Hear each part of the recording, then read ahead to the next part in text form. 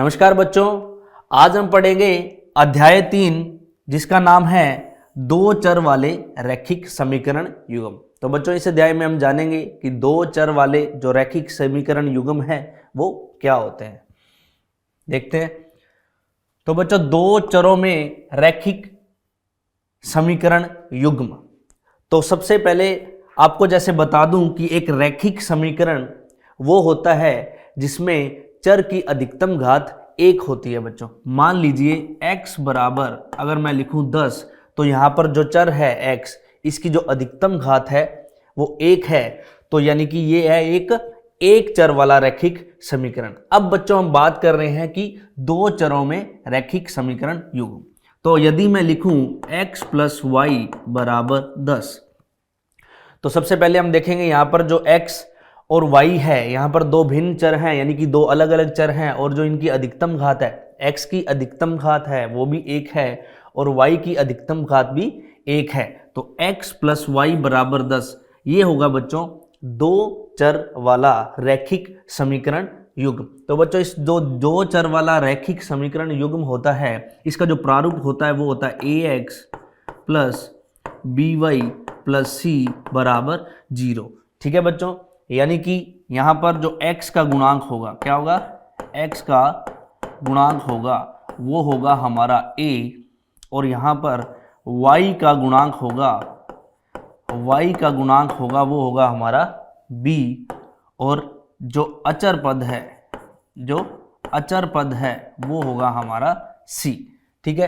तो बच्चों जो दो चर वाला रैखिक समीकरण होता है युग्म, उसको हम ax plus by plus c बराबर 0 के रूप में रखा जा सकता है, जहां पर a b c वास्तविक संख्याएं हैं और a और b दोनों शून्य नहीं हैं। अगर बच्चों a हमारा शून्य होगा तो ध्यान से देखिए कि x यानी कि x का गुणांक यदि a हमारा शून्य होगा तो इसका जो मान आएगा वो आएगा 0।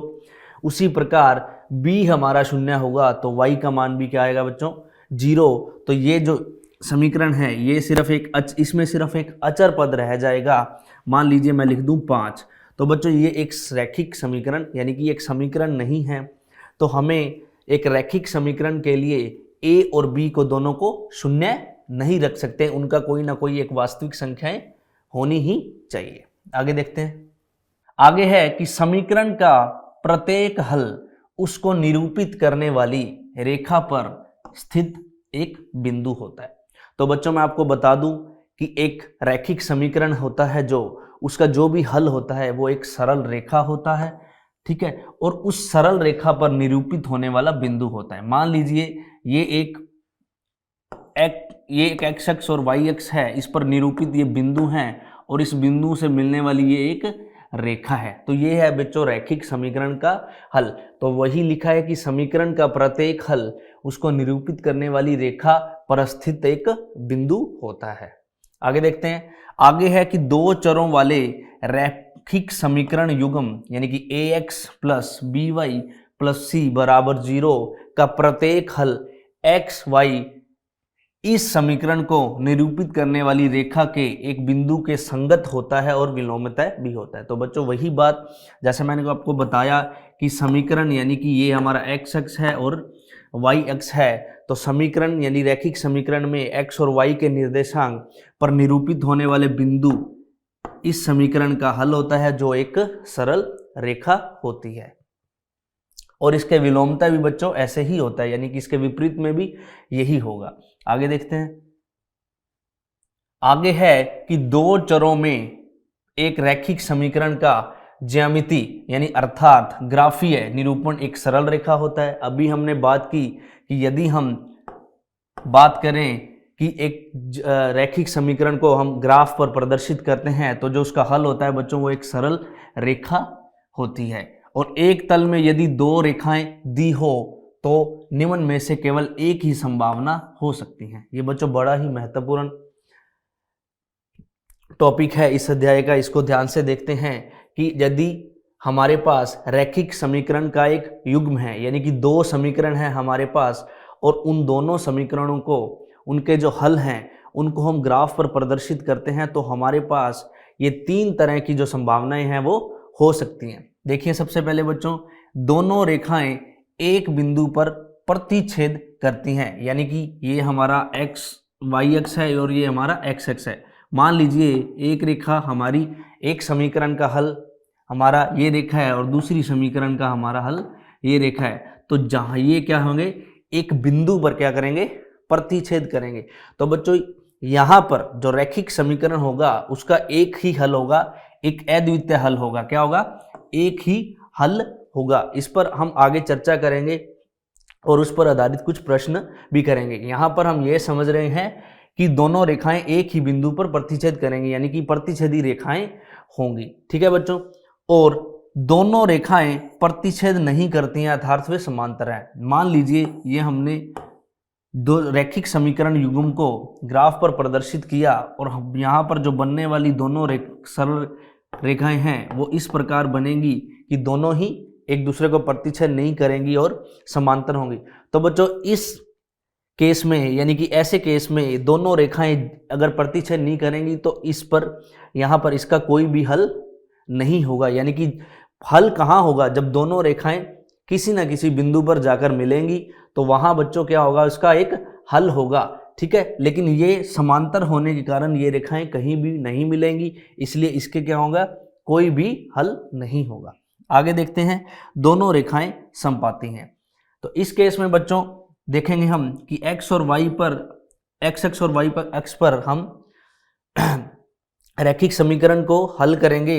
तो अगर मान लीजिए एक रेखा है और उसी के ऊपर दूसरी रेखा अगर बनती है तो ये दोनों रेखाएं एक दूसरे के क्या होंगी, समपाती होंगी और इसमें हम अनंत हल होंगे। क्या होंगे, अनंत हल, क्योंकि यदि एक रेखा पर दूसरी रेखा है तो हर बिंदु पर उसका हल होगा और ऐसे अनंत बिंदु होंगे। क्या होंगे, ऐसे अनंत बिंदु होंगे, इसलिए यहाँ पर इसके अनंत हल होंगे। आगे देखते हैं।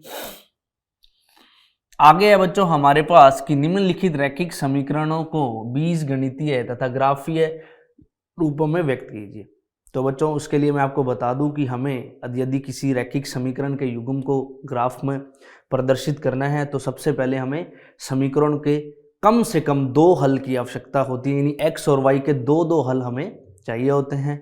तो सबसे पहले हम x और y के 2 हल निकालेंगे और उसके बाद इस समीकरण को हम ग्राफ पर प्रदर्शित करेंगे और देखेंगे कि हमारे सामने कौन सी संभावना आती है। चलिए करते हैं बच्चों। तो सबसे पहले बच्चों हमारे पास है समीकरण x माइनस 2y बराबर 0। ठीक है बच्चों, तो मैं y को उधर ले जाऊंगा तो x बराबर आएगा मेरे पास 2y। क्या आएगा, x बराबर आएगा 2y। तो बच्चों मैं y का मान यहाँ पर रखूंगा और x का मान आएगा, तो हमें यहाँ पर 2 मान चाहिए। कितने, 2 x के और y के 2, तो x y। ठीक है बच्चों, तो ध्यान से देखिए यहाँ y को मैं रख रहा हूँ 1। क्या रख रहा हूँ, 1।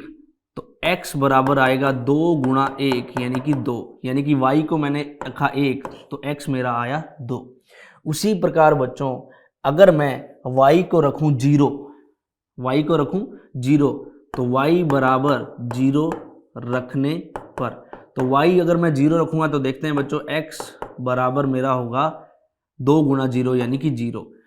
2 गुणा 0 यानी कि 0, यानी कि y को 0 रखा, y को 0 रखा तो मेरा x भी क्या आया बच्चों, 0 आया। ठीक है, तो हमें कम से कम किसी भी रैखिक समीकरण को ग्राफ पर प्रदर्शित करने के लिए 2 हल की आवश्यकता होती है। तो हमने पहले समीकरण के यहाँ पर 2 हल निकाले हैं। उसी प्रकार बच्चों हम दूसरा समीकरण है जो 3x प्लस 4y बराबर 20, इसके भी हम 2 हल निकालेंगे। तो देखते हैं बच्चों, सबसे पहले 3x बराबर, इस y को मैं उधर ले जाऊंगा 4y और x यहाँ सिर्फ मैं x को रखूंगा तो ये होगा 20 माइनस 4y बटा 3। ठीक है बच्चों, अब यहाँ देखिए ध्यान से, आपको y को ऐसा मान रखना है, यानी कि अगर मैं y को यहाँ पर 4 से गुणा करूं और उसके बाद 20 से घटाऊं तो जो मेरा आने वाली जो संख्या है वो 3 से पूर्ण रूप से विभाजित हो। ऐसा करने से हमें बच्चों ग्राफ बनाने में क्या होगी, आसानी होगी। तो बच्चों अगर यदि मैं इसको यहाँ पर इसको मैं अगर रखता हूँ माइनस का 1, क्या रखता हूँ, माइनस का 1, ध्यान से देखिए, माइनस का 1 रखूँगा तो ये होगा माइनस का 1 और माइनस का 4 होगा, माइनस का 4 प्लस का 24 प्लस का 4 हो जाएगा, प्लस का 4 जब 20 में जोड़ेंगे तो बच्चों ये हो जाएगा 24 और 3 पूर्ण रूप से विभाजित होता है, तो मैं रखूँगा y बराबर -1। तो y बराबर -1 रखने पर होगा बच्चों 20 प्लस 4/3 यानी कि 24/3 और वो होगा 8, क्या होगा 8। तो यानी कि हमारे पास जब हमने y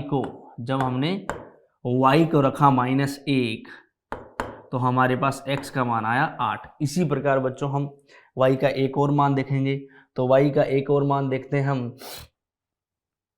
हाँ, यहाँ पर बच्चों हम 2 रख सकते हैं, इसको क्या रख सकते हैं 2, यानी कि अगर मैं 2 रखूँगा इसको तो ये 2 चौका 8, 20 में से जब 8 जाएगा 12 और वो 3 से विभाजित होगा, तो y को हम रख सकते हैं यहाँ पर, तो y बराबर 2 रखने पर 20 माइनस 8/3 तो 12/3 और वो होगा 4, क्या होगा 4। तो बच्चों 4 यानी कि हमने y को रखा जब 2 तो हमारे पास ये आया x आया 4, कितना आया 4, ठीक है बच्चों। तो हमारे पास अब दोनों ही समीकरणों के यहाँ पर 2 हल हैं, इसे अब हम ग्राफ पर प्रदर्शित करेंगे और देखेंगे कि रेखाओं की जो स्थिति है वो कौन सी है। तो आगे देखते हैं। तो बच्चों ये हमारे पास ग्राफ है, यहाँ ये हमारा है x अक्ष और ये हमारा है x डैश, उसी प्रकार ये हमारा है y अक्ष और ये है हमारा y डैश। तो बच्चों यहाँ x अक्ष पर जो x के मान होंगे वो धनात्मक होंगे, यानी कि 1 2 3 4 5 6 7 और 8, ठीक है बच्चों। उसी प्रकार ये 1 2 3 4 5 और 6, यहाँ लिखोगे आप -1 -2 -3 -4 -5 और -6 और -7। यहाँ भी होगा बच्चों -1 -2 -3 -4 और -5, ठीक है। तो ये अब हम देखेंगे सबसे पहले पहला समीकरण है हमारे पास x के 2 पर y का 1। तो बच्चों x के 2 पर चलेंगे और y के 1 पर यहाँ एक बिंदु हम क्या करेंगे, प्लॉट करेंगे, क्या करेंगे प्लॉट। ये है हमारा x के 2 पर y का 1 और इसके जो कोऑर्डिनेट्स हैं यानी कि इसके जो निर्देशांक है वो यहाँ पर हम लिखेंगे। आगे है बच्चों हमारे पास x के 0 पर y का 0। तो बच्चों यहाँ पर मैंने बताया था जहाँ पर ये दोनों रेखाएं प्रतिच्छेद करती हैं वहाँ पर x और y के दोनों के जो निर्देशांक है वो क्या होते हैं, 0 0 होते हैं। तो यहाँ पर x और y दोनों क्या होंगे, 0 0।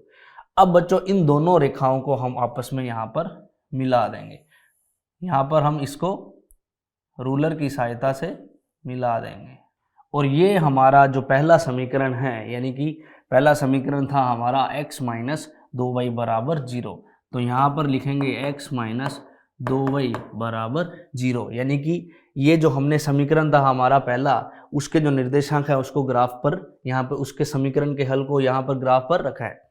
तो बच्चों ये जो रेखा है इसको आप यहाँ पर जब रूलर की सहायता से करेंगे तो ये बिल्कुल सीधी स्ट्रेट होगी। आगे देखते हैं बच्चों दूसरे समीकरण के जो हल हैं हमारे पास वो हैं x के 8 पर y का -1। तो बच्चों देखते हैं x के 8 पर y का -1, तो वो होगा बच्चों ये x के 8 पर y का -1। आगे देखते हैं बच्चों, आगे है हमारे पास x के 4 पर y का 2। तो x के 4 धनात्मक पर y का 2 धनात्मक, तो y का 2 x के 4 पर y का 2 धनात्मक, तो ये होगा x के 4 पर y का 2 धनात्मक। तो बच्चों उसके बाद इन दोनों रेखाओं को हम आपस में यहाँ पर मिला देंगे, ठीक है। तो ये आप इसको रूलर यानी कि स्केल की सहायता से बिल्कुल मिला देंगे। तो बच्चों हमने देखा कि इस ग्राफ में जो हमारे पास स्थिति है यानी कि रेखाओं की जो संभावनाएं हैं वो एक दोनों क्या होंगी बच्चों, एक प्रतिच्छेदी रेखा होंगी। तो इनका जो हल होगा वो एक अद्वितीय हल होगा, यानी कि एक ही हल होगा। जैसा कि आप देख रहे हैं ये रेखाएं x अक्ष पर और y अक्ष पर यहाँ मिल रही हैं, तो अगर मैं बात करूं मैंने बनाया है तो यहाँ पर x के 4 पर y के 2 पर ये दोनों रेखाएं क्या करेंगी, एक दूसरे को क्या करेंगी, प्रतिच्छेद करेंगी। आप इसको रूलर की सहायता से बिल्कुल सही बना सकते हैं और उसमें यहाँ पर हमें बिल्कुल सही स्थिति दिख जाएगी। ठीक है बच्चों, आगे देखते हैं। अगला प्रश्न है हमारे पास कि निम्नलिखित रैखिक समीकरण को बीजगणितीय तथा ग्राफीय रूपों में व्यक्त कीजिए। तो बच्चों पिछले प्रश्न में हमने जाना कि हमने समीकरणों को जब ग्राफ पर प्रदर्शित किया तो वो दोनों ही रेखाएं हैं जो उनके हल हैं समीकरण के, उनसे हमें दिखा कि दोनों रेखाएं एक दूसरे को प्रतिच्छेद कर रही हैं। तो बच्चों जब दोनों रेखाएं एक दूसरे को प्रतिच्छेद करेंगी तो उस समीकरण का एक अद्वितीय हल होगा, एक ही हल होगा। अब इसमें देखते हैं बच्चों हमारे पास कौन सी संभावना यहाँ आएगी। तो हमारे पास बच्चों यहाँ दो समीकरण हैं, जिसमें से पहला है 2x प्लस 3y बराबर 9। ठीक है बच्चों, तो इसके लिए हमें दो हल की जरूरत है। तो यहाँ हम लिखेंगे 9 माइनस 3y और इधर मैं इस 2 को उधर ले जाऊंगा तो 9 माइनस 3y बटा 2। अब y का ऐसा मान हम ढूंढेंगे जिससे x का मान हमारा आ जाए और पूर्ण यहाँ 2 से पूर्णतः विभाजित हो। तो बच्चों यदि मैं यहाँ पर y का मान रखता हूँ 1, क्या रखता हूँ, y का मान मैं यहाँ रखता हूँ 1, तो y का मान यदि मैं 1 रखूंगा तो 1 को 3 से गुना करूंगा 3, 9 में से 3 जाएगा 6, 9 में से 3 जाएगा 6 और 6 2 से पूर्णतः विभाजित होता है। तो बच्चों यहाँ पर जब मैंने y को रखा 1 तो 9 माइनस 3 बटा 2 बराबर होगा 6 बटा 2 बराबर होगा 3, क्या होगा 3। तो y को जब आपने रखा 1 तो x आया 3। उसी प्रकार बच्चों यदि मैं y को -1 रखता हूँ, क्या रखता हूँ, y को -1, तो y को अगर मैं -1 रखूँगा तो -1 गुणा -3 ये हो जाएगा प्लस का 3। तो -1 रखने पर ये हो जाएगा प्लस का, तो 12 बटा 2 बराबर होगा 6, क्या होगा 6। यानी कि y को जब आपने रखा -1 तो हमारे पास जो x आया वो आया बच्चों 6।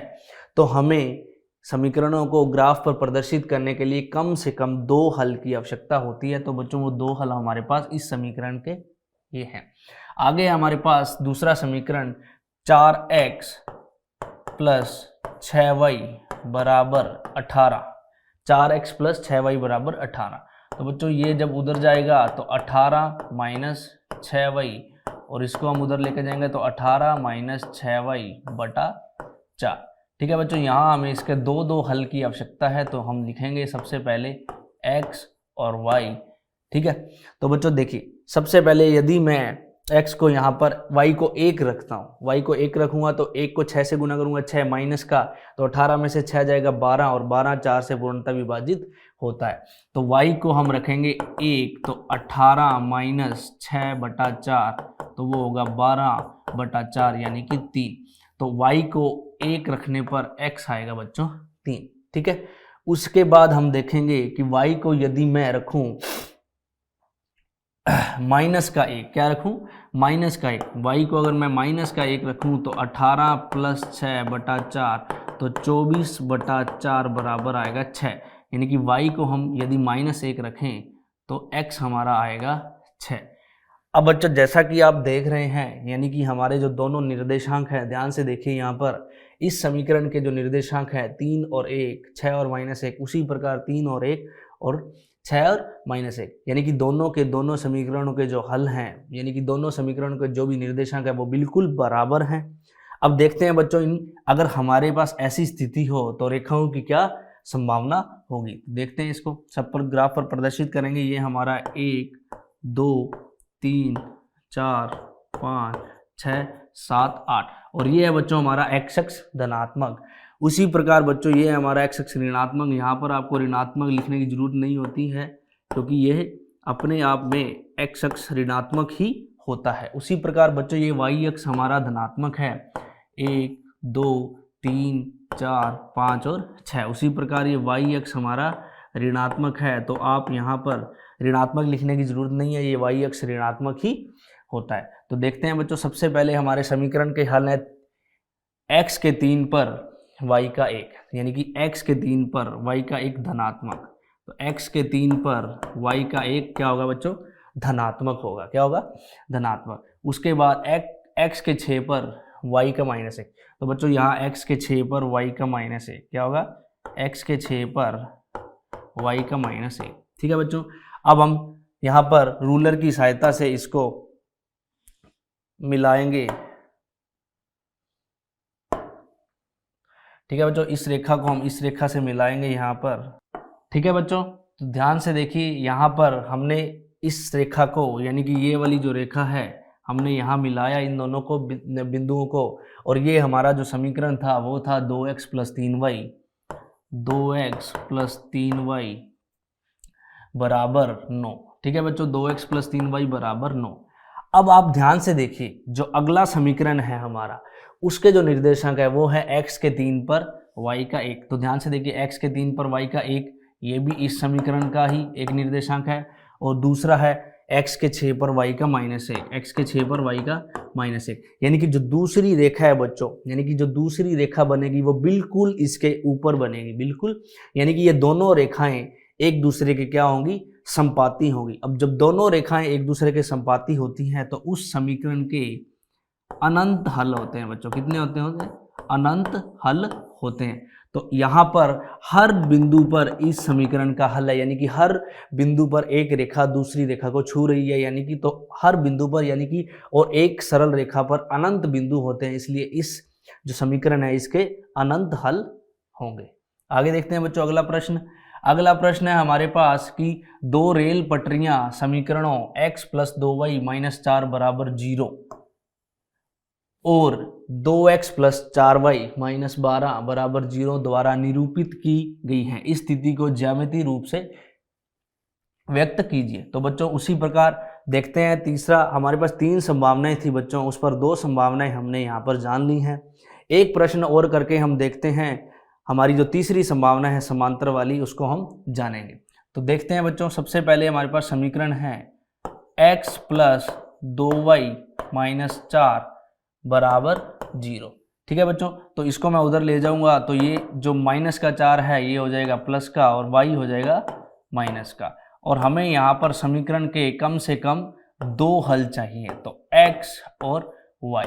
ठीक है बच्चों, तो यहाँ पर अगर मैं y को 1 रखता हूँ, ध्यान से देखिए, y को अगर मैं 1 रखता हूँ तो 2, 4 में से 2 जाएगा, तो 1 रखूंगा तो 2 एकम 2 और 4 में से 2 जाएगा तो 2 बचेगा। तो y को 1 रखने पर तो 4 - 2 × 1, तो ये होगा 4 - 2 बराबर 2। तो यानी कि जब y को आपने रखा 1 तो x आया 2। उसी प्रकार बच्चों यदि आप y को रखते हो 0, क्या रखते हो? 0, तो आप देखोगे जो y को अगर 0 रखोगे तो 2 को 0 से मल्टीप्लाई गुणा होगा तो आएगा 0, यानी कि जो x है वो आएगा 4। तो y बराबर 0 रखने पर तो x बराबर होगा 4 - 0 बराबर 4। तो y को जब आपने 0 रखा तो बच्चों x आया 4। आगे देखिए ध्यान से, दूसरा जो समीकरण है हमारे पास वो है 2x + 4y - 12 बराबर 0। तो बच्चों इसको उधर लेके जाऊंगा तो 2x 12 प्लस का हो जाएगा और 4y किसका हो जाएगा? माइनस का, और ये उधर जाके बटा में जाएगा तो 12 - 4y बटा 2। अब ध्यान से देखिए बच्चों, यदि मैं y को रखता हूं यहाँ पर 1, क्या रखता हूं? 1, तो 1 रखने पर 1 चौका 1 को 4 से गुणा करेंगे 4, 12 में से 4 गया 8, 2 और 2 से वो विभाजित होगा। तो y को आपने रखा जब 1, यानी कि y बराबर 1 रखने पर, y बराबर 1 रखोगे तो 1 को 4 से जब गुणा करोगे 4, तो 12 में से 4 जाएगा 8 और 2 से वो विभाजित होकर हो जाएगा 2 चौका 8। तो y को हमने रखा 1, तो x आया हमारे पास यहाँ पर 4। ठीक है बच्चों, आगे यदि आप y को रखते हो 2, y को 2 रखने पर 2 चौका 8 और 12 में से जब 8 जाएगा तो 2 से पूर्णतः विभाजित होगा, यानी कि 2 चौका 8। जब y को आपने रखा 2, ठीक है बच्चों, तो वो आपका 2 रखा, y को 2 रखा, तो यहाँ पर जो x आएगा हमारे पास वो आएगा 2। तो यहाँ देखो ध्यान से, 2 चौका 8, 12 में से गया 8 तो बचा 4, और 4 जब 2 से विभाजित होगा तो आएगा 2। ठीक है बच्चों, तो ध्यान से देखिए यहाँ पर हमारे पास x और y के दोनों समीकरणों के 2-2 निर्देशांक है। अब इन्हें हम ग्राफ पर प्रदर्शित करेंगे। तो ये बच्चों हमारे पास ग्राफ है और ये है हमारे पास एक्स अक्ष,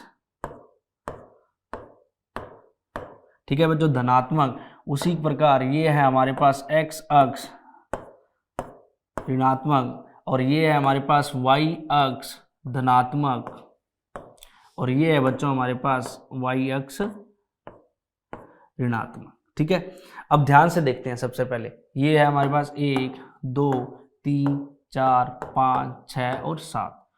ये है हमारे पास वाई अक्ष धनात्मक 1 2 3 और 4 और 5। ये है हमारे पास 1 2 3 4 5 वाई अक्ष ऋणात्मक, और ये है हमारे पास एक्स अक्ष ऋणात्मक। तो 1 2 3 4 5 6। तो यहाँ पर माइनस लगाने की जरूरत नहीं है क्योंकि ये खुद ब खुद वाई एक्स अक्ष ऋणात्मक ही होता है। अब बच्चों यहाँ पर हम प्रदर्शित करेंगे एक्स और वाई के निर्देशांक। तो बच्चों पहले हमारे पास समीकरण है, उसके निर्देशांक हैं x के 2 पर y का 1। तो x के 2 पर y का 1 धनात्मक, तो x के 2 पर y का 1 ये है बच्चों धनात्मक। उसी प्रकार आगे देखेंगे कि x के 4 पर y का 0, तो x के 4 पर y का 0, तो वो बच्चों यही होगा x के 4 पर y का 0, तो x के 4 पर y का 0। अब बच्चों इसे हम रूलर की सहायता से यहाँ पर इस रेखा को यहाँ पर हम मिला देंगे। ठीक है बच्चों, अब इस रेखा को हम यहाँ पर इस रेखा से यहाँ पर मिला देंगे।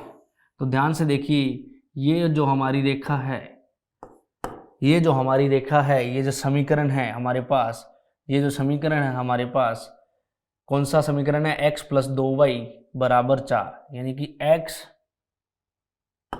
प्लस 2y बराबर 4। आपको इसी प्रकार समीकरण को लिखकर उस पर प्रदर्शित करना है। ठीक है बच्चों, अब हम जो हमारा दूसरा समीकरण है उसके जो निर्देशांक हैं उनको देखेंगे। तो बच्चों दूसरा समीकरण है हमारा x के 4 पर y का 1, यानी कि x के 4 पर y का 1। तो ये होगा बच्चों ये वाला x के 4 पर y का 1। ठीक है, और अगला देखते हैं बच्चों। अगला है हमारा x के 2 पर y का 2, तो x के 2 पर y का 2, तो वो होगा बच्चों ये रहा x के 2 पर y का 2। इसे भी बच्चों हम यहाँ पर रूलर की सहायता से इन दोनों बिंदुओं को यहाँ पर मिला देंगे। तो बच्चों आपने जैसा कि देखा कि ये दोनों ही रेखाएं आपने देखा यहाँ पर परस्पर क्या है? समांतर हैं, यानी कि ये दोनों ही रेखाएं एक दूसरे को कभी भी प्रतिच्छेद नहीं करेंगी। तो बच्चों इस जो समीकरण है, ये वाला जो हमारा समीकरण था कौन सा? ये वाला 2x प्लस 4y बराबर 12, ये यहाँ लिखेंगे 2x प्लस 4y बराबर 12। तो ये दोनों समीकरणों के हलों को हमने ग्राफ पर प्रदर्शित किया और देखा कि दोनों ही जो रेखाएं हैं एक दूसरे को प्रतिच्छेद नहीं कर रही हैं, दोनों रेखाएं एक दूसरे के बिल्कुल समांतर हैं। तो बच्चों इस समीकरण के यहाँ पर देखेंगे कि कोई हल नहीं होगा, कोई हल नहीं होगा। तो बच्चों हमने 3 प्रकार के प्रश्नों को यहाँ पर किया, जिसमें सबसे पहले हमने देखा कि यदि दोनों रेखाएं एक दूसरे को प्रतिच्छेद करेंगी तो उस समीकरण का युग्म का एक हल होगा, और यदि दोनों रेखाएं एक दूसरे के संपाती होंगी तो उसके अनंत हल होंगे, और यदि दोनों रेखाएं एक दूसरे के समांतर होंगी तो उसका कोई भी हल नहीं होगा। इसी के साथ जो हमारा यह अध्याय 3 है, इसका जो भाग 1 है वो यही समाप्त होता है। इस भाग में बच्चों हमने 2 चर वाले रैखिक समीकरण युग्म के बारे में जाना और उनका ग्राफीय निरूपण है वो सीखा। तो बच्चों मिलते हैं आगे इसी अध्याय के भाग 2 में, तब तक के लिए धन्यवाद।